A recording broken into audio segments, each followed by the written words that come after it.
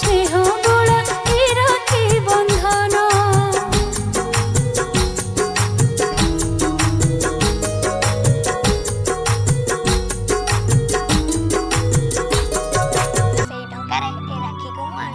बाप झील कथा सरिला एबे ताकू को खाई किनी गोड़ हाथ धोई की ट्यूशन जीव बंधन बंधन ये पवित्र बंधन भौणी रो स्नेह बोला ए राखी बंधन मो सांग माने ताको भौणी में केते कोन उपहार आनी चंती जानि छ बापा मो भौण होची जीवन अरे बहुत कष्ट रे 5000 टका जोगाड़ करके तके देई तू भलो स्कूल रे पाठ पढ़ी बोली